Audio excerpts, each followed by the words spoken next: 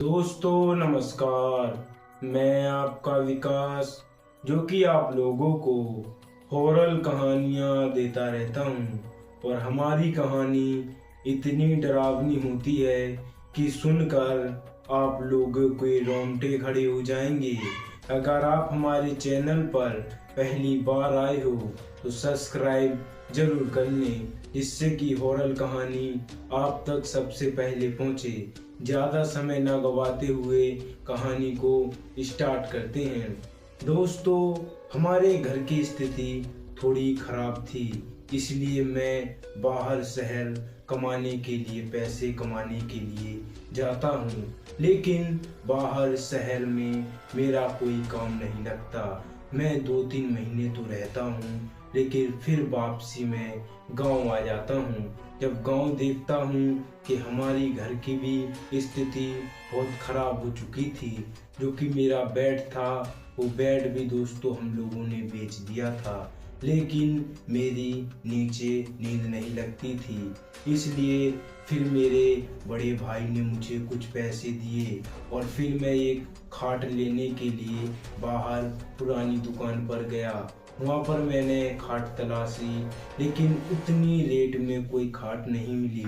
लेकिन एक सामने घर से एक व्यक्ति मुझे बहुत देर से देख रहा था। फिर उस व्यक्ति ने मुझे अपने पास बुलाया और वो व्यक्ति बोला, क्या आपको खाट खरीदनी है? मैंने बोला, हाँ खाट तो खरीदनी है, लेकिन कोई सही दामों में नहीं मिल रही। फिर उस व्यक्ति ने कहा, मेरे पास एक खाट रखी हुई है जो कि अभी भी बिल्कुल सही खाट है। तो फिर मैं उस खाट को देखता हूँ और उस खाट की सही कीमत लगाकर मैं उस खाट को अपने घर ले आता हूँ।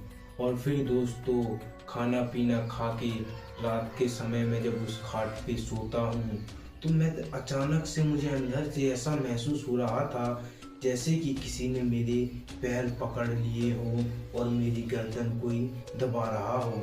मुझे कुछ ऐसा महसूस हुआ तो मैं जल्द से जाग कर बैठ गया और फिर पानी पीकर मैं फिर सो गया। मुझे लगा कि मेरा कोई बुरा सपना होगा। फिर से मैं सो जाता हूँ और दोस्तों अगली सुबह उठता हूँ। फिर ये बात मैं अपने मम्मी पापा को बताता हूँ कि आज जो कि मुझे ऐसा सपना आया था कोई। फिर वो लोग बोले, सपने तो ऐसे आते ही रहते हैं, बिना सपने की नींद भी नहीं होती। फिर दूसरी रात जब मैं उस खाट पे लेटता हूँ दोस्तों, मुझे नींद नहीं आ रही थी, क्योंकि इतना डरावना जो कि मुझे सपना आया था, उस सपने को देखकर मुझे नींद नहीं आ रही थी। लेकिन जैसे तैसे करके मुझे नींद आ जाती है और मैं सो जाता हूँ। लेकिन मुझे कुछ फिर ऐसा महसूस होता है कि जैसे कि कोई मुझे नीचे की तरफ खींच रहा हो और किसी ने मेरे पैर जोरों से पकड़ लिए हों। और थोड़ी देर बाद दोस्तों, मेरे अगल बगल से कोई बूढ़ी औरत की आवाज़ आने लगी।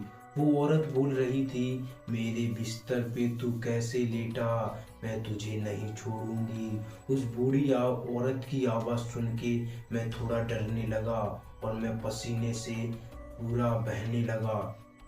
फिर मैं अचानक जोरों से मैंने चिल्ला दिया। तभी मेरे मम्मी पापा जागकर मेरे कमरे में आए। उनने देखा कि मेरे पैरों में किसी के नाखूनों के निशान बने हों, जैसे कि किसी ने मेरे पैरों को खींचने की कोशिश की है और मेरे पैर पूरे कटे हुए थे।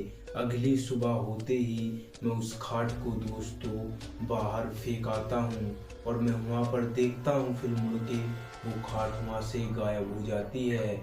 अगर इस कहानी का आप दूसरा पार्ट चाहते हो तो कमेंट करके ज़रूर बताएं। और जब तक के लिए दोस्तों नमस्कार।